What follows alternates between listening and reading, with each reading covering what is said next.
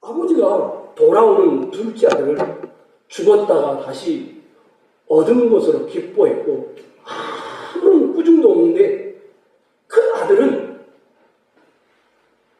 자기와는 관계없는데도 부당 이익자다. 자기 동생이 아니고 당신의 아들이 이렇게 말합니다. 아버지의 살림을 장녀들과 함께 삼켜버린 아버지가 밖으로 나아가 맏아들에게 이 내 동생은 죽었다가 살아났으며 내가 잃었다가 얻었기로 우리가 즐거워하고 기뻐하는 것이 마땅하다. 이 맏아들의 이 모습,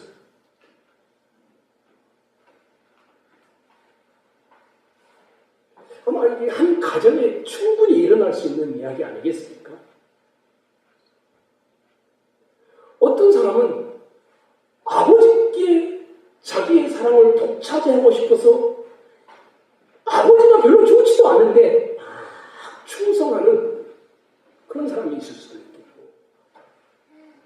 어떤 사람은 너무너무 망나니 같은 사람을 정죄하는, 매섭게 대하는 차가운 이런 사람이 우리 중에 있을 수도 있겠고, 이상합니다. 놀라운 하나님의 은혜라는 책을 쓴 필립 얀 씨가 그의 책 서문을 그렇게 했습니다. 어느 날 한 몸 파는 여자가 자기를 찾아왔다. 그래서 도와달라고 요청을 한 겁니다. 근데 이야기를 들어보니까 뭐냐면 자기 딸은 3살인가밖에 안 되는데 자기 딸도 팔고 마약을 하고 몸도 팔고 이랬던 여인인 겁니다. 그래서 이 필립 얀 씨가 친구도 있잖아요, 목사 중에. 왜 교회를 찾아가지 안 가셨습니까? 이렇게 말을 한 겁니다. 그랬더니 이 여자가 교회요? 그곳에 가면 나를 환영할까요?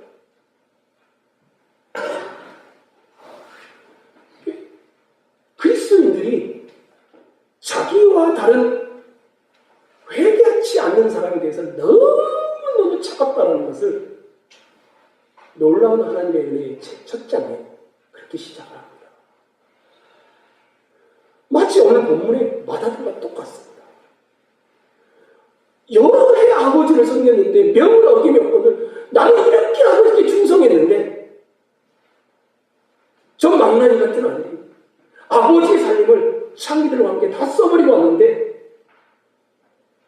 나는 환영하지 않고 저 아들을 위해 잔치를 베풉니까?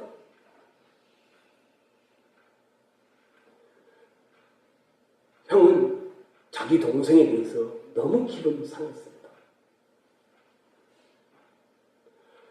우리 중에 어떤 사람이 정말 신자인 것 같은데도 불구하고 자기와 다른 사람에 대해서 멸시하는 잘못을 범하는 경우가 있지 않나요? 우리 중에 어떤 사람은 이 형처럼 죄인이 있는 집에는 들어가려고 하지도 않는, 그 동생과는 한 집에 머무르고 싶어 하지도 않는, 자기 동생의 잘못을 더 무겁게 지적하고 부당 이익자로 말하고 악한 자로 몰아붙이는 아버지의 살림을 창기와 함께 먹어버린 이 아들.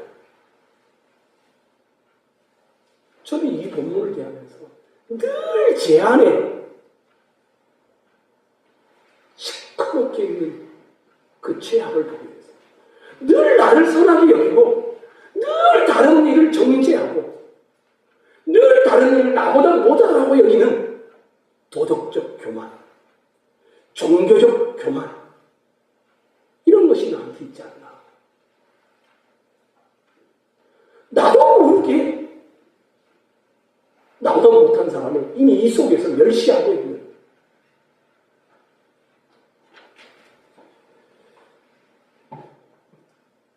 어느 분이 이런 이야기를 했어요. 교회에 새로 오신 분입니다. 교회에 가장 정착하기가 어려운 이유가 뭡니까?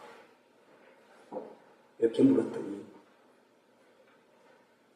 자기들끼리 막 모여서 이야기한답니다. 물론 자기 말을 하지 않는데 자기가 느끼기에는 자기를 왕따시키고 있는 것 같다. 이런 느낌이 들어서 교회에 정착하기가 어렵다. 또 어떤 분이 이미 활동하고 있는 그 그룹들이 있는데 그 안에 들어가고 싶은데 잘 끼워주지를 않는답니다. 교회 정착의 가장 큰 어려움으로 이 대부분의 사람들이 교우들의 관계라고 이렇게 설명을 했습니다.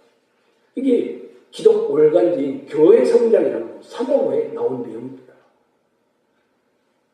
가장 교회 어려운 게 뭐냐면 교회 안에 스며들기가 너무 어렵답니다. 그럼 반대로 현재 다니고 있는 교회에 정착하기엔 이유가 뭐냐 이런 설문조사를 했는데 첫 번째가 목사님의 설교고 그 설교와 함께 자기를 챙겨주는 사람이 있었을 때 가장 정착하기가 쉬웠다라고 나왔습니다. 그럼 이분들이 세 가족들인데 교회에 정착을 하면서 가장 바라는 점이 뭐냐? 두 가지였어요.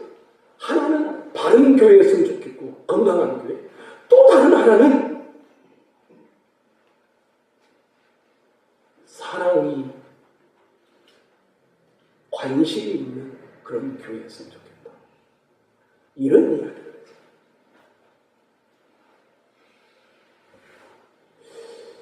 우리 교회는 어떨까요? 큰 아들과 같이 우리를 의롭게 하고 다른 일을 구분하고 우리끼리 뭔가를 하기를 좋아하고 다른 일을 소외시키고 누가 왔다 가도 전혀 관심이 없고 내가 데려온 사람이 아니니 아무런 관심도 없고 관련도 없고 그저 우리 교회 교훈이 되면 좋고 그러지 않아도 뭐 어쩔 수 없고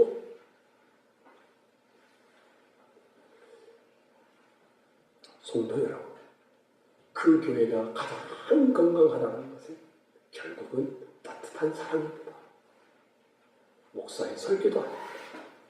목사의 설교가 성도들의 심령을 통하여 인격으로 배출되는 사랑이 없으면 그 교회는 교리적으로 바로 서 있을런지는 모르지만 건강한 교회의 모습으로 비추어질런지는 모르지만 사실은 차가운 교회입니다.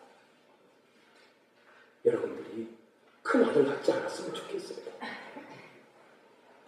항상 나는 의롭고 다른 이는 의롭지 않다고 속으로 정지하지 않았으면 좋겠습니다. 큰 아들은 자기의 원망을 아버지께 쏟아놓고 있습니다. 29절 한번 봐보십시오. 29절 여러분이 한번 읽을까요? 읽겠습니다. 시작.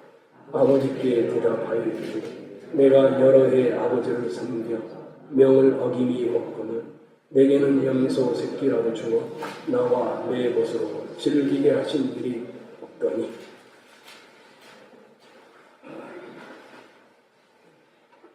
내가 아버지를 여러 해 동안 섬겨왔는데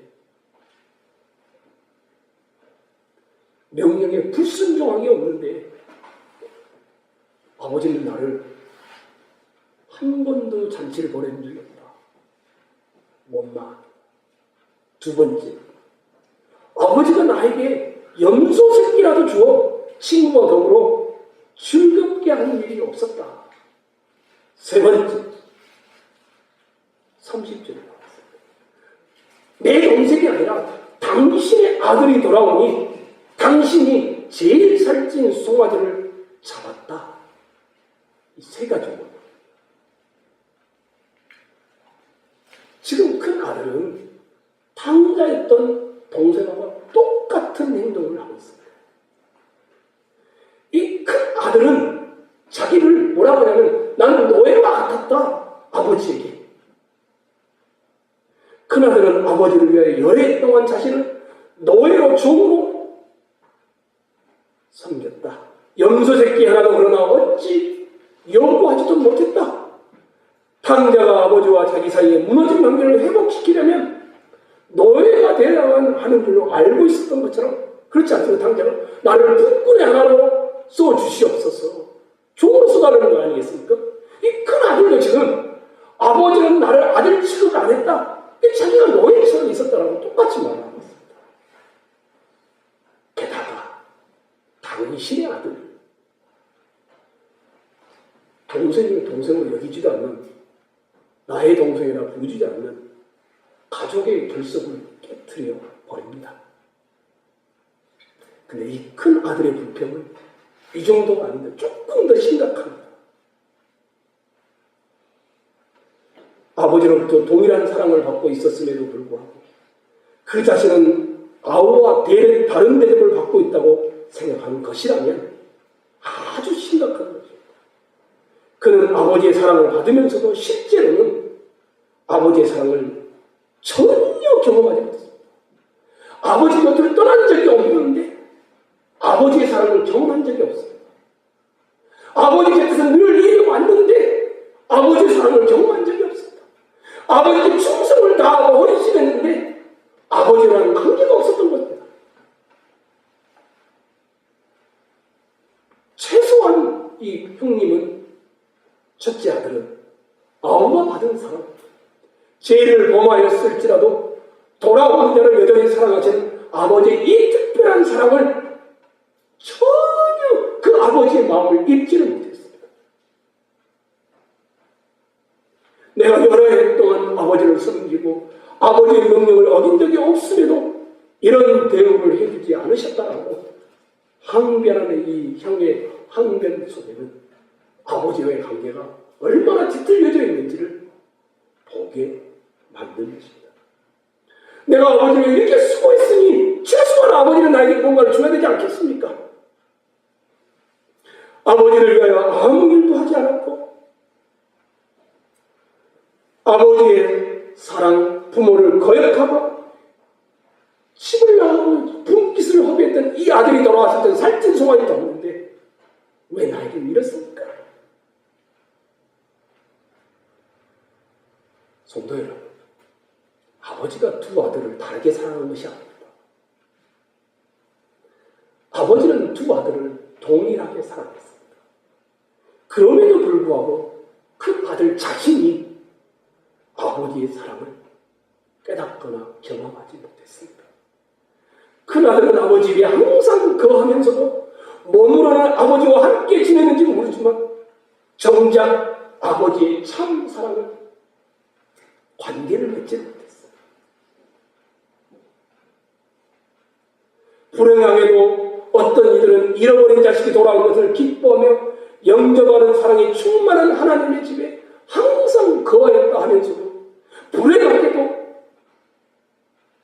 그 아버지의 안아주는 사랑을 전혀 모르는 사람이었습니다. 누가복음 15장 1절, 2절, 3절 한번 봐보십시오. 누가 그런 사람입니까? 모든 세리와 죄인들이 말씀을 들으러 가까이 나아오니 바리새인과 서기관들이 수군거려 이르되 이 사람이 죄를 영접하고 음식을 같이 먹는다 하더라. 예수께서 그들에게 이 비유로 이르시되, 늘 아버지 집에 거했는데 아버지께 헌신하고 다 했는데 아버지의 사랑은 경험하지 못한 사람이 누굽니까? 서기관들과 바리새인들. 가장 종교적이었는데 성경을 중심으로 하여 말씀의 율법을 중심으로 살아갔는데 그들이 그렇게 헌신하고 수고하고 노예처럼 일하면 하나님의 은혜와 사랑이 보장받을 줄로 알았는데 스스로 계명을 범하지 않고 계명을 따라 지키려고 몸부림치면 하나님을 떠난 적이 없다고 생각하면서 지내왔는데 그러면 하나님의 나라가 그들 것이라고 생각했는데 하나님께서는 한 번도 그 사랑을 경험하지 못했다라고. 그래서 이 비유를 지금 그들에게 해주고 있는 것입니다. 여기 계신 여러분과 저에게 물어야 할 두 번째 질문이 있습니다. 이거는 여러분의 내면에 물어야 할 질문입니다. 저는 여러분이 다 직분을 가진 것들, 여러분이 이 자리에 나와 있는 것들, 이런 걸 말하지 않습니다. 여러분이 오랜동안 교회 생활, 이것도 말하지 않습니다. 한 가지. 아버지와, 하나님 아버지와 어떤 관계이십니까?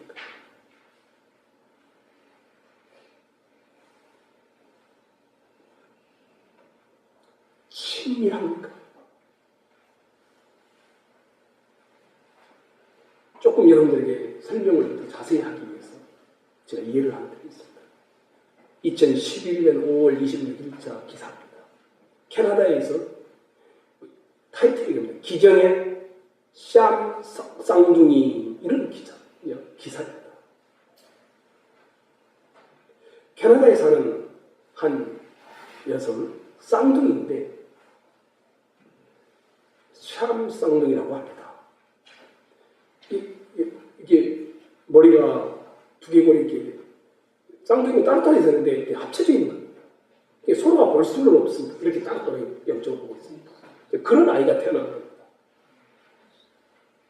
아이들의 이름이 크리스티나와 티아나입니다.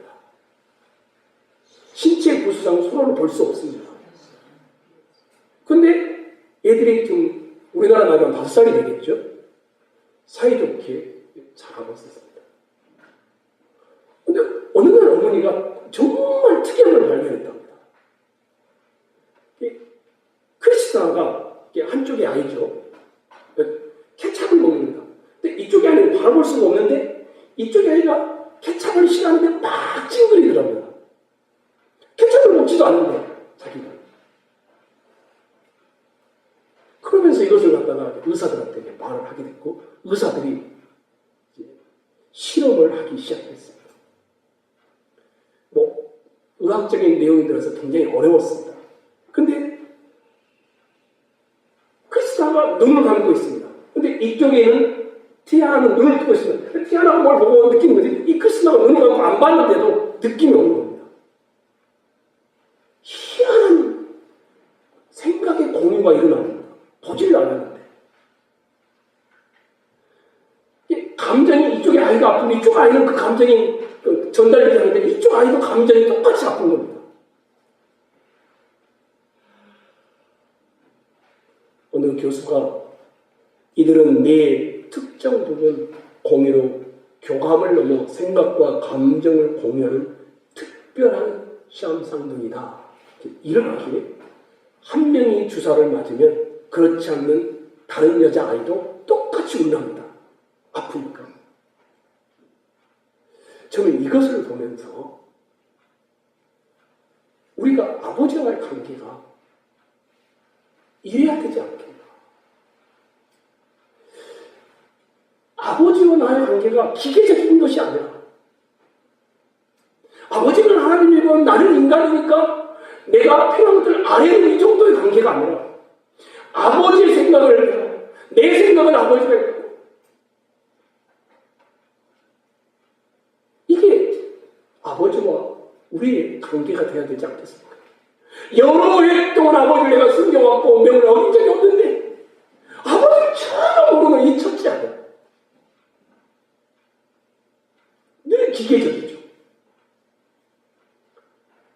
혹시 여기 계신 여러분과 저는 어떻습니까? 하나님 아버지와 여러분의 관계가 기계적이지 않기를 원합니다.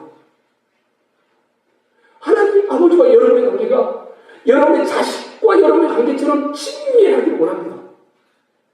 공유하기를 원합니다. 우리 주기도를 하지 않습니까? 뭡니까? 하늘에서 주의 뜻이 이루어지듯이 이 땅에서도 뜻이 이루어지나이다. 늘 우리가 그러지 않습니까? 그게 주기도는 아닙니까?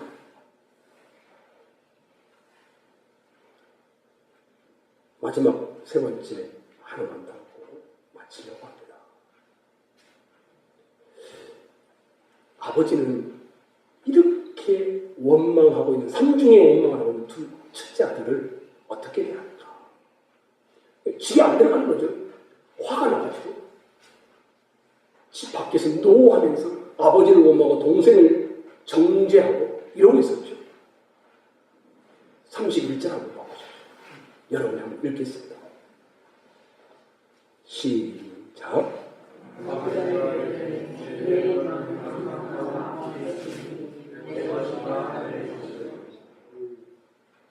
큰 아들은 아버지가 자기 편에 항상 있었다는 걸 깨닫지 못한 거죠. 내 것이라 내 것이었는데. 큰 아들은 그걸 몰랐던 거죠. 만약 큰 아들이 알았더라면 그가 하고 싶은 걸 아버지의 승인을 받을 필요가 없었을 겁니다. 큰 아들은 아마 자기의 것을 위해 스스로 노예를 자기 스스로 만든 것이었습니다. 근데 제가 보고 싶은 그런 단어가 아닙니다. 혹시 이 31절의 가장 중요한 단어가 뭘까? 아버지가 이르되 그 다음 단어 뭐라고 되어 있습니까? 우리말 성경에 예, 이 한 단어입니다. 예. 뭔 말입니까? 아들아 이런 말 아닙니까? 원어에는 정확히 되어 나의 아들아 이렇게 되어 있습니다. 근데 이걸 좀 더 구체적으로 표현하면 나의 사랑하는 아들 장남아 이런 의미입니다.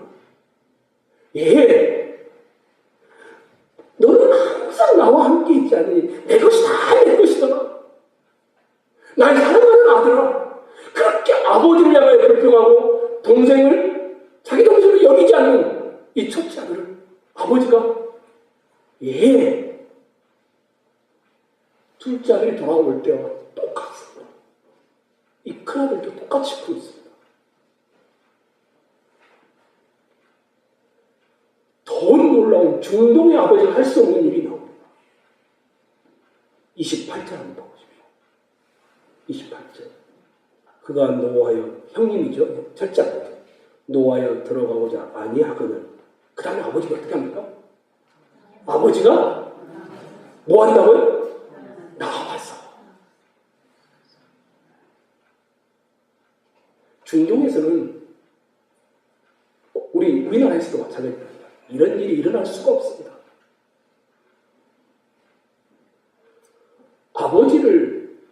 아버지의 말을 거역하거나 배반하면 가부장 제도에 하에서는 언제든지 처형하거나 왕따시키거나 덕성만이나 할 수 있었어요. 근데 아버지가 뭐를 지금 있습니까? 집 밖에서 화내고 있는 자기의 사랑으로 화내고 있는 이 첫째 아들을 향하여 아버지가 나왔습니다. 탕자를 향하여 아버지가 어떻게 했었습니까? 보고 시근히 여기고 달려 가서 목을 안고 입을 맞추고 새 옷을 입히고 가락지를 끼우고 새 신발을 신겨주고 송아지를 잡아도 똑같은 행동을 나의 사랑하는 아들아 밖에 나와서 아버지가 아들을 권하고 있습니다. 더 리얼한 것은 32절입니다. 아까 그랬죠. 내 동생이란 말을 안 했죠. 그랬죠. 당신의 아들은 첫째 아들이 그렇게 말한 겁니다. 근데 이 아버지가 나와서 뭐라고 합니까? 32절에 내 뭐라고 합니까? 동생은 죽었다가 살아났으면 내가 잃었다가 얻었기로 우리가 즐거워하고 기뻐하는 것이 마땅하다. 이 큰 아들이 너무 큰 상처를 받아서 자기 동생이라고 표현하지도 않고 당신의 아들이 돌아오매 당신은 저 창녀와 함께 모든 걸 삼켜버린 동생을 당신의 아들을 환대했다고 막 그렇게 불평하는데 아버지는 큰 아들을 향해서 다시 형제로도 야, 얘야, 사랑하는 아들아, 내 동생이란다. 너의 동생이란다. 이 동생은 당자인 동생에게 친밀하게 화해하였다는 것을 암시시켜주고 있습니다. 아버지는 맏아들에게도 다시 이 돌아온 탕자를 이내 동생은 라고 함으로 새로운 동생으로 회복되었음을 말하고 있습니다. 맏아들은 두려워하려 하지 않았습니다. 집에 그의 아버지가 나갔습니다. 그리고 들어오기를 원하여 좋은 말과 부드러운 말과 또 들어오려고 상처 입은 큰아들을 싸매우면서 파괴된 동생과의 관계를 회복시켜주고 있습니다. 원래 동양 사람들은 그렇게 하지 않습니다. 지금도 중동의 아버지는 그렇게 하지 않습니다. 들어오기 싫으면 들어오지 마. 이것이 내 집인 줄 알아? 내 집이야? 내가 하고 싶은 대로 하는 것이지. 내 송아지를 내가 잡아서 내 아들한테 주는 뭐가 문제야? 이게 중동의 아버지가 보통 하는 일입니다. 그런데 오늘 본문의 아버지는 그렇게 하지 않았어요. 동생을 마중 나간 것처럼 첫째 아들도 다 똑같이 마중 나가서 그 맏아들을 받아들입니다. 그리고 들어오도록 권면합니다. 오늘 25절로 32절을 통하여 한 가지 아버지 마음. 뭐라고요? 아버지 마음. 이 장남은 자기를 종처럼 생각을 했습니다. 아버지 품에 있으면서 아들로 살지 못했습니다. 늘 기계적이었습니다. 충성한 만큼 아버지가 주기를 바랬고, 헌신한 만큼 아버지가 나에게 보상해 주기를 바랬고, 늘 기계적인 관계였습니다. 그런데 이 아버지는 둘째 아들에게 그렇게 무한한 자비를 베풀었듯이 첫째 아들에게도 동일하게 역시 너는 내 아들이야. 이것도 네 동생이야. 똑같이 무한한 자비와 아들내미의 주의를 회복시켜주고 있습니다. 성도 여러분, 아버지의 마음을 여러분이 헤아렸으면 좋겠습니다. 칼로 잘라버린 적이 없습니다. 심지어 여러분을 때릴 때도 너는 죽어 마땅해 이렇게 때리시는 아버지가 아닙니다. 항상 사랑입니다. 왜 너 그렇게밖에 못했니? 이런 말을 하지 않았습니다. 겉모양은 아버지 품을 떠나지 않았지만 아버지의 진심의 참사랑을 곁에 있으면서도 모르고 거부했던 큰아들.